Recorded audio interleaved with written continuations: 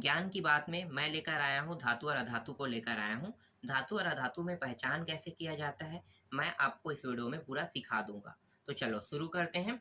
धातु क्या होता है? धातु जो होता है वो ठोस अवस्था में पाया जाता है। धातु ठोस अवस्था में पाया जाता है।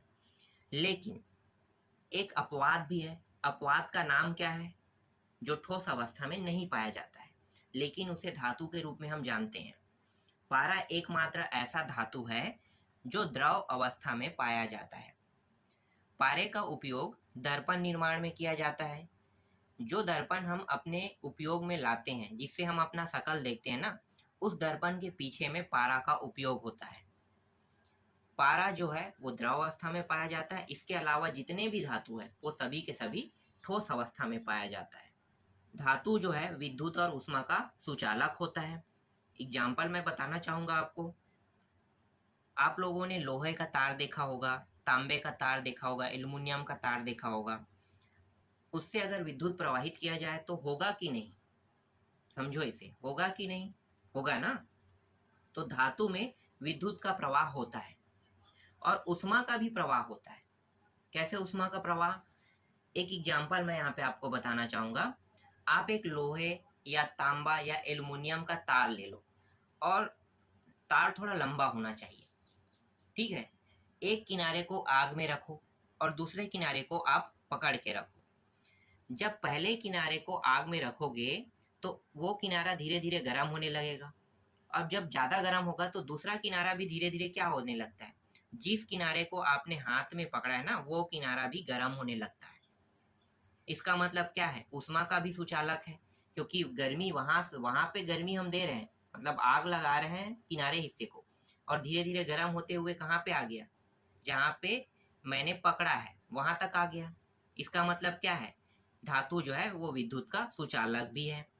धातुओं के बारे में थोड़ा सा जान लो कि धातु की पहचान तो समझ में आ गया ना। अब धातु की पहचान कर सकते हो। धातु जो होता है, लोहा होता है, तांबा होता है। यहाँ पे आप देख सकते हो, तांबा है, एल्युमिनियम है, लोहा है, सोना है, चांदी है। ये सब के सब क्या है? धातु है।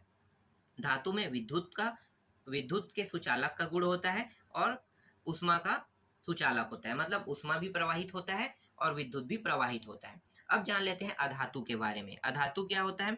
अधातु ठोस, द्रव, गैस तीनों अवस्था में पाया जाता है। ठोस भी होता है, द्रव भी होता है, गैस भी होता है। ठोस, द्रव, गैस तीनों अवस्था में पाया जाता है। उसे हम क्या कहते हैं? अधातु कहते हैं। अधातु में विद्युत और ऊष्मा का कुचालक होता है। ना तो उसमें विद्युत प्रवाहित कर सकते हैं और ना ही ऊष्मा प्रवाहित कर सकते हैं। कैसे? एग्जाम्पल मैं बताता हूँ, आपको अच्छे से याद हो जाएगा। आप एक लकड़ी का टुकड़ा ले लो। लकड़ी के टुकड़े को अगर आप जलाओगे, चलो मान लो पहले विद्युत प्रवाहित करके देखते हैं। लकड़ी के टुकड़े से आप विद्युत प्रवाहित करके देखो, क्या आगे बढ़ेगा? नहीं बढ़ेगा। क्यों? क्यों नहीं बढ़ेगा? क्योंकि वो कुचालक है। तो विद्युत का कुचालक किसे कहा गया है? जिससे विद्युत प्रवाहित ना हो। और इसी तरह से ऊष्मा का कुचालक भी है लकड़ी। लकड़ी के एक किनारे को आग में रख दो तो क्या दूसरा किनारा गर्म होगा? नहीं होगा। जिस किनारे को आपने आग में रखा है ना, सिर्फ वही किनारा जलेगा। पीछे के किनारे में कोई प्रभाव नहीं पड़ेगा और ना ही वो धीरे धीरे क्या होगा? गर्म होते आएगा क्या? नहीं होगा ना। पहले आगे के किनारे जलेगा। इस तरह से जलते जलते वो लकड़ी ही पूरा खत्म हो जाएगा, लेकिन वो गर्मी पीछे तक नहीं पहुंचा पाएगा।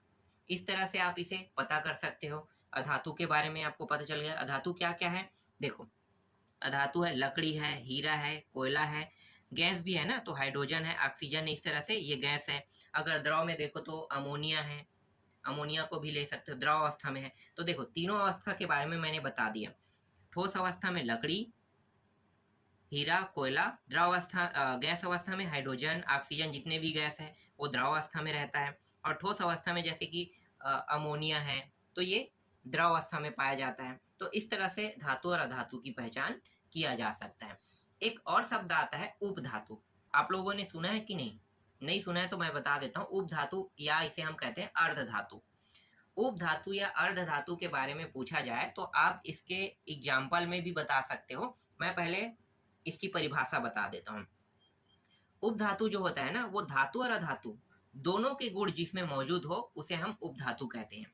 मतलब आधा गुण धातु का रहेगा और आधा गुण किसका रहेगा, आधा गुण अधातु का रहेगा।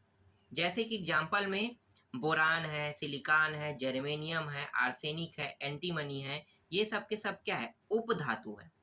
ठीक है, नॉर्मली नाम मैं आपको बता रहा हूँ। सिलिकॉन है, ठीक है, सिलिकॉन है, बोरान है, जर्मेनियम है, आर्सेनिक है, एंटीमनी है और ट्यूरेनियम है, पोलोनियम है, ये सब के सब उपधातु या अर्धधातु से कहा जाता है।